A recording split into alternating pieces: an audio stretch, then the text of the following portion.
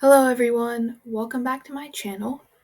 Today we're going to be doing a quick demo in which we're going to build a machine learning model that helps detect breast cancer using the classic breast cancer dataset. And we're going to kind of walk through the entire process from, importing the data, looking at the data, to building our model and then evaluating it. So, obviously, the first step in every piece of code that we write is we have to import some of our libraries which are necessary. So, the first and most important library we're going to import is pandas. And essentially, the pandas library allows us to work with data kind of like a spreadsheet or an Excel file. And it helps us, organize and clean the data a lot more efficiently. Okay. Then we are going to import the label encoder from sklearn.preprocessing encoder. And so essentially what this does is it helps us convert different types of data into numerical values. And once we use this library, you guys will understand a little bit more of the use of this. The next one we're going to import is train test split. Train test split. And this essentially allows us to split our data into, one part is where we're going to train our model on, and then the other part is for testing our model on that. And then for this machine learning model, we're going to use something called the k-neighbors classifier.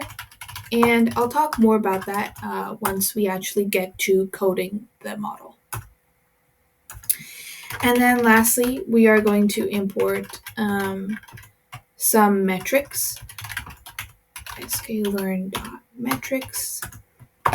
And this is going to help us actually evaluate how well our model did. So we're going to import the accuracy score, we're going to import the precision score, and then we're going to import the recall score. Then a couple of important libraries include importing NumPy as NP. We're going to import from matplotlib so that we can actually graph some of our data. That's PLT. And then lastly, something special that's associated with this breast cancer data set is we're going to import something called PCA. So sklearn.decomposition import PCA. And then once we actually come to using that, I'll explain more of what it kind of does. So if I run this, it imports all of our libraries. So now we're going to get the data, and this is a link which I found online, and I will go ahead and put this link in my description. Let me just copy it into here, and so that you guys can also follow along and import this same breast cancer data set, and so that we're all on the same page. And then if I look at data.head, I can go ahead and take a look at the first couple data points. And so as you can see, there's a various amount. We have two different classifications, which is malignant and benign. And if we look, we can see like the radius, the texture, perimeter, smoothness. We have more compactness, concave points, symmetry, etc., etc. And so this is kind of all of our data in there. And then we have our ID number, and then we have our diagnosis. So when I'm looking at this data, the first thing you want to do is kind of clean it up. Just by a quick look, I don't see any zero values on there. But I do see this parameter of ID, which I don't really see a point of there being an ID section, as it's not actually related to, the cell itself. And so we're going to go ahead and drop that ID column. And so that's a simple command, data drop, and we're dropping the ID column. It's in the axis 1, and in place is going to be equal to true. Okay, and so now if we check data.head again, we're going to see that our ID column is now missing. All right. So when we look at the k-nearest neighbors machine learning model, it essentially plots all of these points and then tries to figure out a differentiation between them. In further videos, I'll talk more about exactly what the k-neighbors model actually does. But for now, all you need to know is that it's a distance-based algorithm, which means that all of our features have to be in scale so that they all contribute equally to the model's predictions. So we're going to kind of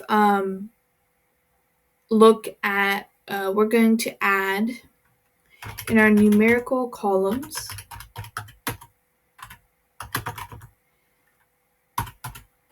to add radius dash mean. And so far, we're only going to do 2 of the columns, but you can go ahead and add in more if you want. So I'll just go and add in, I don't know, perimeter mean as well. Maybe we'll add in area mean, and I'll go ahead and add in smoothness mean. But you guys can add in however many you want. That's up to you. You can play around with that, and it could impact your overall accuracy of the model as well. So now we're going to add sort of like a minimum and maximum scaling to these columns. So data numerical values equals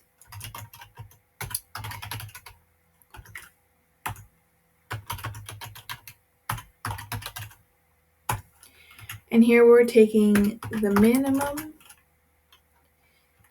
divided by, and then we're going to take a look at the maximum.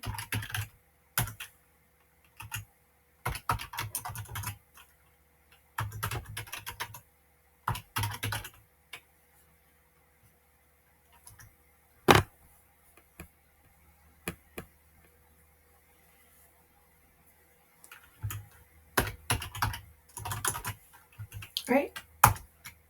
And then we're going to run that. Okay. So now, if we take a look at our data set, we're going to see what we actually did through the normalization. So now you can see that kind of all of these, huge numbers have been normalized. And essentially you want to do this for kind of all of the values so that your model is quite accurate. But we only did it for a couple of them. And so you can see that kind of all these values have been normalized and they're all weighted equally, essentially. All right. So now let's just take a look at the different diagnosis options we have. So if we go to unique, pardon me, this goes outside of those brackets, we'll see that we have malign and benign.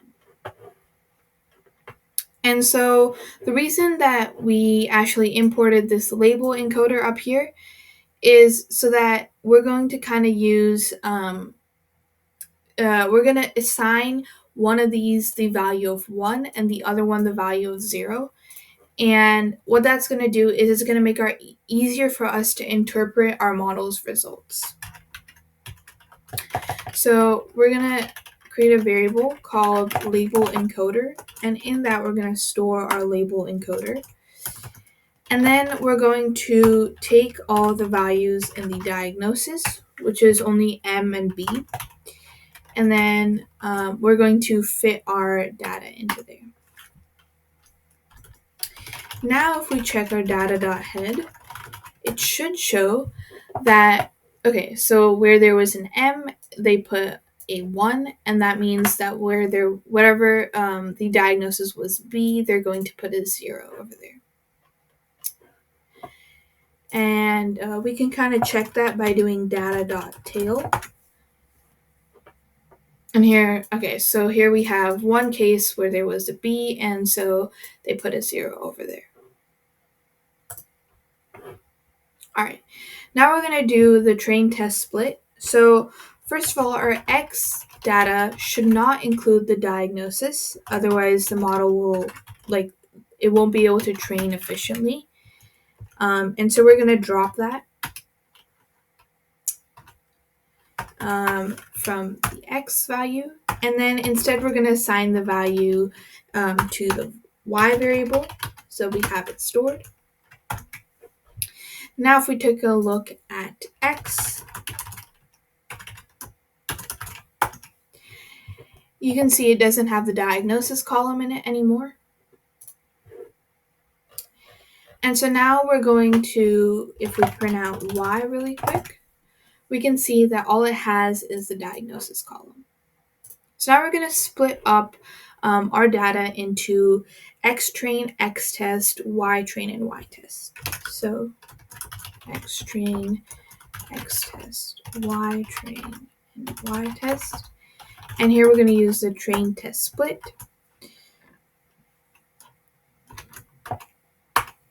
And we're going to split it into an 80 and 20 percentage. So 80% of our data is going to be stored as training, and 20% of our data is instead going to be stored as testing the model. All right. Next up, it comes to training the actual model. And so k-nearest neighbors needs a value called k, which represents the number of neighbors that they should consider for each of the predictions.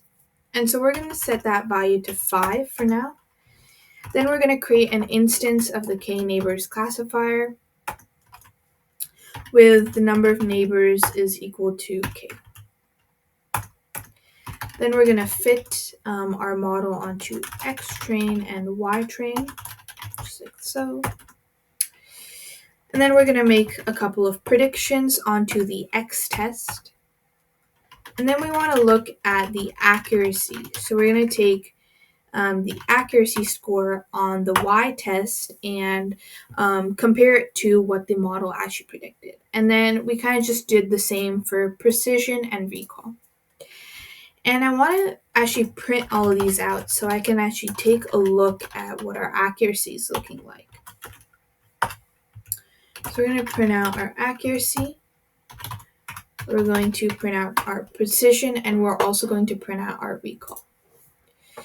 So when it tested and trained, we got an accuracy of 0.93, which isn't too bad, a precision of 0.95, and a recall of 0.88. And notice that the main reason why we don't have that high of an accuracy is because when we went up to our numerical columns, we only normalized like a couple of the columns, versus you should be normalizing every single column value so that they all have the same weight to them. And so that's something that you guys can play around with and see, normalizing which of the columns leads to the best accuracy in our model. But now if we go ahead and kind of visualize the model, we can use something called the PCA. And so if I go ahead and write the code for using PCA, and then I'll explain kind of what it's showing.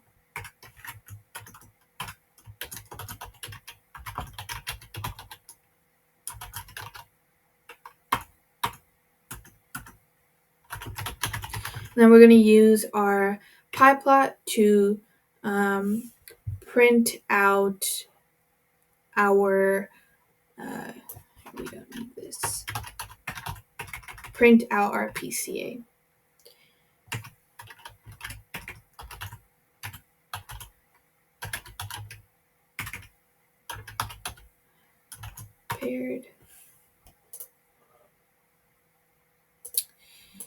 And then hold up, paired. And then we want to use our edge colors. Okay. Our color bar is going to show the different classifications. It's going to have a label, and we're going to label it just diagnosis. And then we want to go ahead and add that, 0 stands for benign and 1 stands for malignant. And now if we show our model, you can kind of see a split. So we can see sort of that once we reach this principal component of 0, we have a classification of benign. And once we reach the principal component of 0, we have a classification of malignant, and before that it's benign. And so here in this middle part here where you can see there's both blue and orange colors is where our accuracy score decreases, why we have an accuracy of 93. And so playing around with those columns will definitely help clear up this separation and improve the accuracy of our model. So that's kind of it for this video. In further videos, we're going to look at what actually is the k nearest neighbors classification and how we are able to separate this, as well as I'm going to introduce a concept of weighted neighbors, which is going to help even further improve the accuracy of this model. So if you guys like this video, please subscribe to my channel. If you guys have any questions, feel free to drop them down in the comments, and I will try my best to respond to them. Thank you so much.